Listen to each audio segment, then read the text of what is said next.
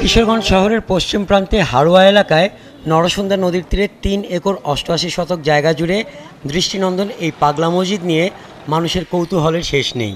সুউচ্চ মিনার ও ৩ গম্বুজ বিশিষ্ট ৩তলা মসজিদে দান করলে মনোবাসনা পূর্ণ হয়, এমন বিশ্বাসে দেশ বিদেশের নানা ধর্মবর্ণের মানুষ টাকা পয়সা, স্বর্ণালঙ্কার ও বৈদেশিক মুদ্রা দান করেন। অনেকে রাতের আঁধারে দান করে যান নীরবে।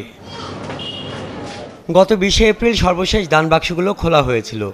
তখন সেখানে মিলেছিল ৭,৭৮,৬৭,৫৩৭ টাকা। এর ৩ মাস ২৭ দিন পর শনিবার আবার খোলা হয়েছে দান বাক্স। এবার ৯টি দান বাক্স থেকে মিলেছে ৭,২২,১৩,০৪৬ টাকা সহ বিপুল পরিমাণ স্বর্ণালঙ্কার ও বৈদেশিক মুদ্রা। টাকা গণনার কাজে অংশ নেন রূপালী ব্যাংকের কর্মকর্তা কর্মচারী, সেনা সদস্য, মসজিদের এতিমখানার শিক্ষক শিক্ষার্থী, পুলিশ, আনসার সহ ৩ শতাধিক মানুষ। আমরা সবাই মিলে ভাই ব্রাদার আসছি দেখার জন্য, প্লাস যার যার মন বাসনের জন্য, আল্লাহ রাস্তায় দান করার জন্য। বাচ্চার মানসিক ছিল তো, তাই দিন নিয়ে আসলাম আর কি।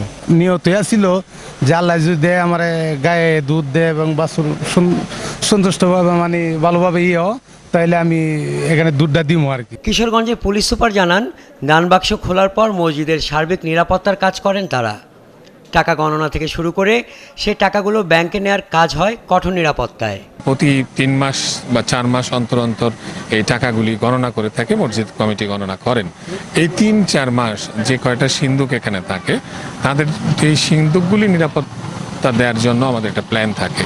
আমরা প্রতিনিয়ত প্রতিদিন এই প্ল্যানটা কাজে লাগাই। দানের টাকায় জেলার মসজিদ, মাদ্রাসা ও হতদরিদ্রদের চিকিৎসা খাতে অনুদান দেওয়া হয় জানিয়ে জেলা প্রশাসক জানান, অন্তত ৩০,০০০ মানুষের একসাথে নামাজের জন্য মসজিদ নির্মাণের প্রস্তুতি নেওয়া হচ্ছে।